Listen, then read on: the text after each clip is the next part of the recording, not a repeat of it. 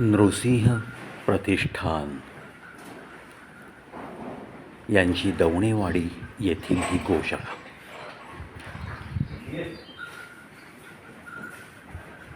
लागलेल्या आगीनंतर थोडंसं रिन्युएशन केलं.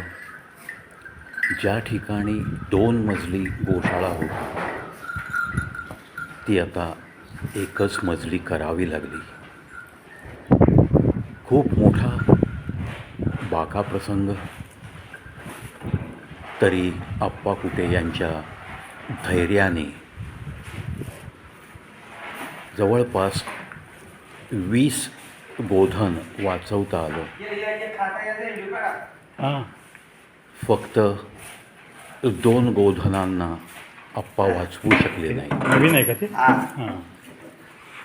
अर्थात हे त्याच्या आधीच आहे. त्यांच्यावर वैयक्तिकसुद्धा खूप मोठं संकट आलेलं होतं. ते सुद्धा या आगीमध्ये होरपळले होते. हा पहा नवीन बछडा. नुकतंच एका गायीने या वासराला जन्म दिला आहे. हा आपला घोडा. हे गोधन सांभाळतायत नृसिंह प्रतिष्ठानवाले सुहास देशपांडे आणि सहकारी. अर्थात देशपांडे कुटुंबियांचा सिंहाचा वाटा.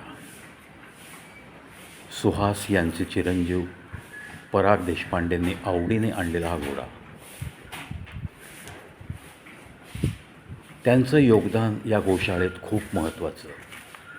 परागचा स्वभाव आणि परागचं या बाबतीतलं जे काही आहे ते मनापासूनचं डिव्होशन.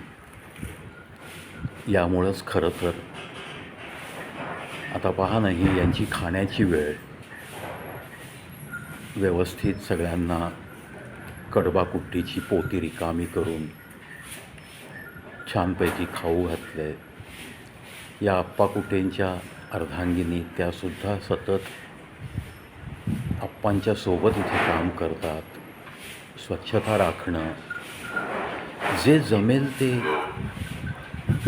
आपली प्रकृती साथ नाही देत तरी पण राबत असतात.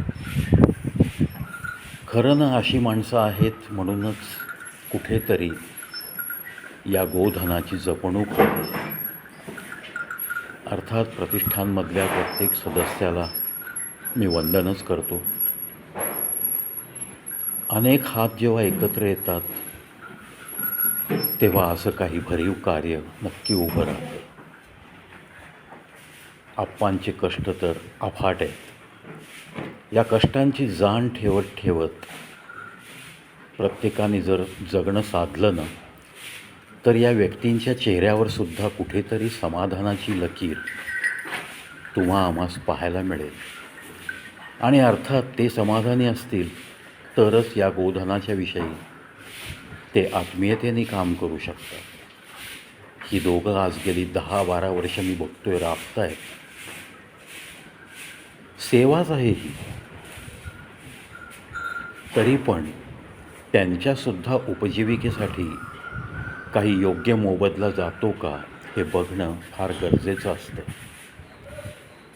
आप्पा स्वतः भाजता भाजता वाचलेले, थोडेफार होरपळले. दोऱ्या कापून त्यांनी सगळं गोधन वाचवलं. ही गोष्ट पैशात मोजता येत नाही.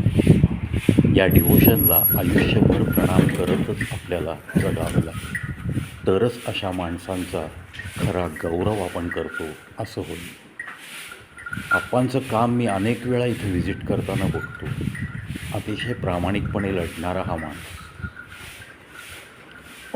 आई बाबांना दाखवा.